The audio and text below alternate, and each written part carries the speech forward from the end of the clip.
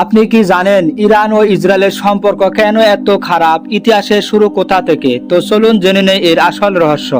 মধ্যপ্রাচ্যের রাজনীতিতে একটি বড় প্রশ্ন হলো ইরান ও ইসরায়েলের সম্পর্ক কেন এত খারাপ। আজকের দিনে এই দুই দেশের মধ্যে সরাসরি শত্রুতা দেখা যায়, কিন্তু এই শত্রুতার ইতিহাস হঠাৎ করে তৈরি হয়নি। এর পিছনে রয়েছে দীর্ঘ রাজনৈতিক ও ধর্মীয় ইতিহাস। একসময় কিন্তু পরিস্থিতি একেবারে ভিন্ন ছিল। অনেকেই জানে না যে অতীতে ইরান ও ইসরায়েলের সম্পর্ক এত খারাপ ছিল না, বরং কিছু ক্ষেত্রে তাদের মধ্যে সহযোগিতাও ছিল। কিন্তু সময়ের সাথে সাথে রাজনৈতিক পরিবর্তন ঘটে। এই পরিবর্তনে ধীরে ধীরে সম্পর্ককে শত্রুতায় পরিণত করে। আজ আমরা সেই পুরো ইতিহাস সহজভাবে জানার চেষ্টা করব। ইসরায়েল রাষ্ট্র প্রতিষ্ঠিত হয় 1948 সালে। এই সময় মধ্যপ্রাচ্যের অনেক দেশ ইসরায়েলকে স্বীকৃতি দেয়নি, কিন্তু ইরান তখন ভিন্ন অবস্থানে ছিল। তখন ইরানের শাসক ছিলেন শাহ মোহাম্মদ রেজা পাহলভি। তার শাসন আমলে ইরান ছিল পশ্চিমা বিশ্বের ঘনিষ্ঠ মিত্র। এই কারণে ইরান ইসরায়েলের সাথে সম্পূর্ণ শত্রুতা তৈরি করেনি। দুই দেশের মধ্যে গোপন সহযোগিতাও চলত, বিশেষ করে অর্থনীতি ও নিরাপত্তার ক্ষেত্রে যোগাযোগ ছিল। অনেক সময় তারা একে অপরকে সহায়তাও করেছে, তাই সেই সময়ের সম্পর্ক এতটা খারাপ ছিল না। 1979 সালে ইরানে একটি বড় রাজনৈতিক ঘটনা ঘটে। এই ঘটনাকে বলা হয় ইরানি বিপ্লব। এই বিপ্লবের মাধ্যমে শাহ সরকারের পতন ঘটে। এরপর নতুন ইসলামী সরকার প্রতিষ্ঠিত হয়। এই সরকারের নেতৃত্বে আসেন আয়াতুল্লাহ রুহুল্লাহ খামেনি। নতুন সরকার পশ্চিমা প্রভাব থেকে দূরে যেতে চায় এবং ইসরায়েলের প্রতি কঠোর অবস্থান নেয়। ইসরায়েলকে তারা একটি অবৈধ রাষ্ট্র হিসেবে ঘোষণা করে। এই মুহূর্ত থেকে দুই দেশের সম্পর্ক দ্রুত খারাপ হতে শুরু করে। এটাই আধুনিক শত্রুতার বড় মোড়। ইরানের নতুন সরকার ফিলিস্তিনকে সমর্থন দিতে শুরু করে। ফিলিস্তিন ও ইসরায়েলের দ্বন্দ্ব তখনও অনেক পুরনো। ইরান মনে করে ফিলিস্তিনিদের অধিকার রক্ষা করা জরুরি। এই কারণে তারা ইসরায়েলের বিরুদ্ধে অবস্থান নেয়।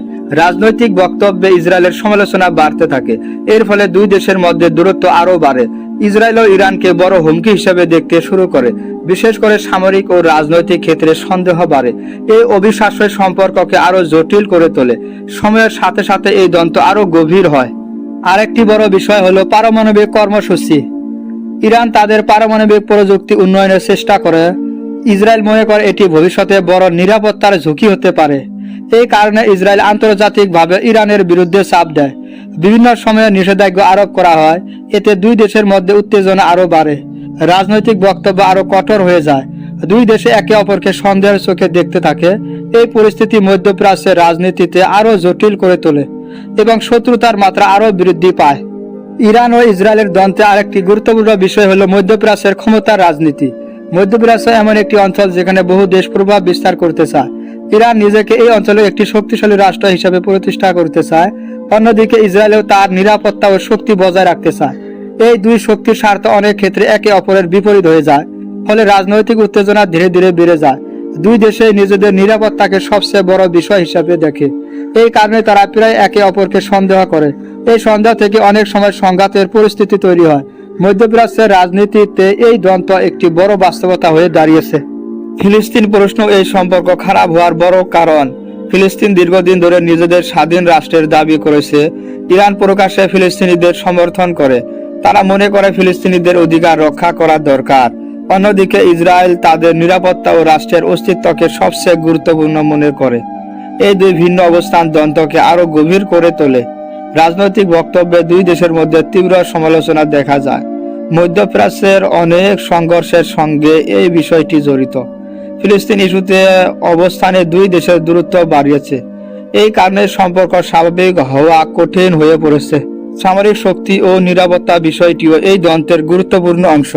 ইসরায়েল মধ্যপ্রাচ্যের অন্যতম শক্তিশালী সামরিক রাষ্ট্র। অন্যদিকে ইরানও ধীরে ধীরে তার সামরিক ক্ষমতা বাড়াচ্ছে। দুই দেশে নিজেদের রক্ষা করতে শক্তিশালী হতে চায়, কিন্তু এই প্রতিযোগিতা অনেক সময় উত্তেজনা বাড়িয়ে দেয়। বিশেষ করে ক্ষেপণাস্ত্র প্রযুক্তি নিয়ে উদ্বেগ দেখা যায়। ইসরায়েল মনে করে ইরানের সামরিক উন্নয়ন ভবিষ্যতে হুমকি হতে পারে। ইরান আবার মনে করে তাকে ঘিরে অনেক শত্রু রয়েছে। এই পারস্পরিক সন্দেহ পরিস্থিতিকে জটিল করে তোলে, ফলে শান্তিপূর্ণ সম্পর্ক গড়ে ওঠা কঠিন হয়ে পড়ে। মধ্যপ্রাচ্যের বিভিন্ন সংঘাতেও এই দুই দেশের প্রভাব দেখা যায়। অনেক সময় তারা ভিন্ন ভিন্ন পক্ষকে সমর্থন করে। এর ফলে আঞ্চলিক রাজনীতিতে প্রতিদ্বন্দ্বিতা তৈরি হয়। বিশেষ করে সিরিয়া ও লেবাননের রাজনীতিতে এই প্রভাব দেখা যায়। ইরান কিছু গোষ্ঠীকে সমর্থন করে বলে অভিযোগ করা হয়। অন্যদিকে ইসরায়েল এই সব বিষয়কে নিরাপত্তার ঝুঁকি হিসেবে দেখে। এই কারণে উত্তেজনা অনেক সময় সামরিক পর্যায়ে পৌঁছে যায়। দুই দেশের মধ্যে সরাসরি যুদ্ধ না হলেও সংঘাতের পরিস্থিতি তৈরি হয়। এই উত্তেজনার মাঝে মাঝে বিশ্ব রাজনীতিতেও প্রভাব ফেলে। ফলে এই দ্বন্দ্ব শুধু দুই দেশের মধ্যে সীমাবদ্ধ থাকে না। আজকের দিনে ইরান ও ইসরায়েলের সম্পর্ক বিশ্বের অন্যতম উত্তেজনাপূর্ণ রাজনৈতিক সম্পর্ক। দুই দেশে একে অপরকে বড় প্রতিদ্বন্দ্বী হিসেবে দেখে। আন্তর্জাতিক রাজনীতিতে এই বিষয়টি প্রায় আলোচনায় আসে। বিশ্বের বড় শক্তিগুলো এই পরিস্থিতির দিকে নজর রাখে, কারণ মধ্যপ্রাচ্যের স্থিতিশীলতা পুরো বিশ্বের জন্য গুরুত্বপূর্ণ।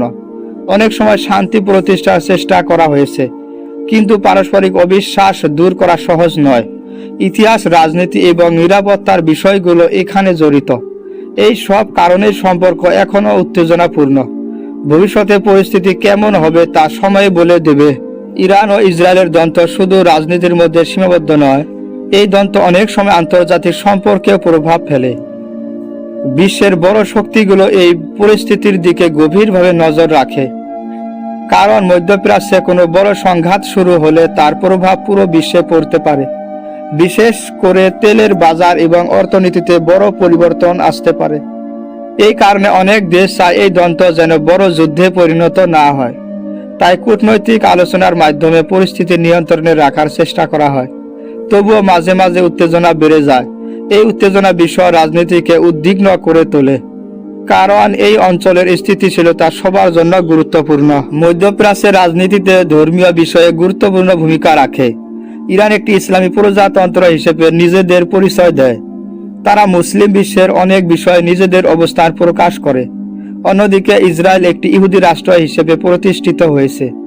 এই দুই ভিন্ন পরিচয় অনেক সময় রাজনৈতিক মতবিরোধকে বাড়িয়ে দেয়। তবে শুধু ধর্মীয় এই দ্বন্দ্বের একমাত্র কারণ নয়।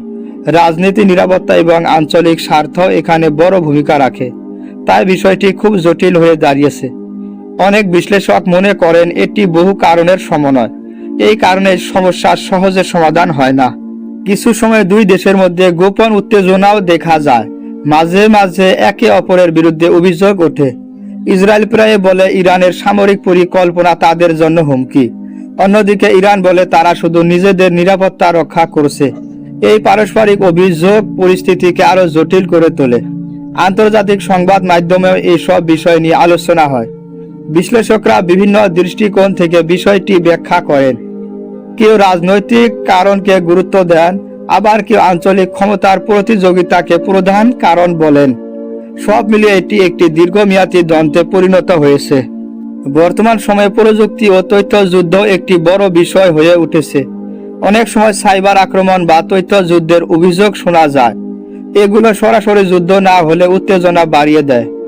ডিজিটাল যুগে এই ধরনের সংঘাত নতুন মাত্রা যোগ করেছে। বিশেষজ্ঞরা মনে করেন ভবিষ্যতে এই ধরনের ঘটনা আরও বাড়তে পারে, কারণ প্রযুক্তি এখন রাজনীতির বড় অংশ হয়ে গেছে। এই কারণে নিরাপত্তা নিয়ে উদ্বেগও বাড়ছে। দুই দেশেই নিজেদের রক্ষা করতে নতুন কৌশল ব্যবহার করছে। এই প্রতিযোগিতা পরিস্থিতিকে আরো জটিল করে তুলেছে। ফলে দ্বন্দ্ব এখন শুধু সামরিক নয়, প্রযুক্তিগত ক্ষেত্রেও ছড়িয়ে পড়েছে। ইসরায়েল সবসময় তাদের নিরাপত্তাকে সবচেয়ে গুরুত্বপূর্ণ বিষয় হিসেবে দেখে, কারণ তাদের চারপাশে বহু দেশ রয়েছে যাদের সাথে অতীতে সংঘাত হয়েছে। এই কারণে তারা সামরিকভাবে খুব শক্তিশালী হতে চায়। অন্যদিকে ইরানও মনে করে তাকে ঘিরে অনেক শত্রু রয়েছে, তাই তারাও নিজেদের শক্তি বাড়ানোর চেষ্টা করে। এই পরিস্থিতিতে দুই দেশের মধ্যে বিশ্বাস তৈরি করা কঠিন হয়ে পড়ে। রাজনৈতিক বক্তব্যে প্রায় কঠোর ভাষা ব্যবহার করা হয়। এতে সাধারণ মানুষের মধ্যে উত্তেজনা বাড়ে। সংবাদ মাধ্যমেও এই বিষয়টি বারবার আলোচনায় আসে, ফলে দ্বন্দ্ব আরও দৃশ্যমান হয়ে ওঠে। কিছু সময় আন্তর্জাতিক আলোচনা এই উত্তেজনা কমানোর চেষ্টা করে। বিশ্বের বড় শক্তিগুলো প্রায় আলোচনার মাধ্যমে সমাধান খোঁজে। তারা চায় মধ্যপ্রাচ্যে বড় যুদ্ধ যেন না শুরু হয়, কারণ একটি বড় সংঘাত পুরো বিশ্বের অর্থনীতি ও নিরাপত্তাকে প্রভাবিত করতে পারে। এই কারণে বিভিন্ন সময়ে কূটনৈতিক বৈঠক অনুষ্ঠিত হয়েছে। কিছু ক্ষেত্রে সামরিক উত্তেজনা কমতেও দেখা গেছে, তবে স্থায়ী সমাধান এখনো পাওয়া যায়নি, কারণ মূল সমস্যাগুলো এখনো রয়ে গেছে। ইতিহাস, রাজনীতি এবং নিরাপত্তা সবকিছু একসাথে জড়িত। এই কারণেই সমাধান এত কঠিন। আজকের দিনে ইরান ও ইসরায়েলের সম্পর্ক আন্তর্জাতিক সংবাদে প্রায় উঠে আসে। মাঝে মাঝে উত্তেজনাপূর্ণ পরিস্থিতি তৈরি হয়। বিশ্বের অনেক মানুষ এই বিষয় নিয়ে উদ্বিগ্ন থাকে, কারণ একটি বড় সংঘাত অনেক দেশের উপর প্রভাব ফেলতে পারে। বিশেষ করে মধ্যপ্রাচ্যের স্থিতিশীলতা বিশ্বের জন্য গুরুত্বপূর্ণ। অনেকে আশা করেন ভবিষ্যতে শান্তিপূর্ণ সমাধান সম্ভব হবে। কূটনীতি এবং আলোচনা এর জন্য গুরুত্বপূর্ণ ভূমিকা রাখতে পারে। ইতিহাস আমাদের শেখায় যে অনেক বড় দ্বন্দ্ব একদিন শেষ হয়েছে, তাই ভবিষ্যতে পরিবর্তনের সম্ভাবনা রয়েছে। সময় বলে দেবে এই সম্পর্ক কোন দিকে এগিয়ে যাবে। শেষ পর্যন্ত বলা যায়, ইরান ও ইসরায়েলের সম্পর্ক বহু কারণের ফলে খারাপ হয়েছে। এতে ইতিহাস, রাজনীতি, নিরাপত্তা এবং আঞ্চলিক প্রভাব সবকিছু জড়িত। এই দ্বন্দ্ব বহু বছর ধরে চললেও সমাধানের চেষ্টা বন্ধ হয়নি। বিশ্বের অনেক দেশ শান্তিপূর্ণ সমাধান চায়, কারণ যুদ্ধ কখনোই স্থায়ী সমাধান নয়। আলোচনা এবং বোঝাপড়ায় সমস্যার ভালো পথ হতে পারে। মানুষ সবসময় শান্তি ও স্থিতিশীলতা চায়। এই কারণে ভবিষ্যতের দিকে সবাই আশার চোখে তাকিয়ে থাকে। সময় বলে দেবে এই সম্পর্ক কোন দিকে যাবে।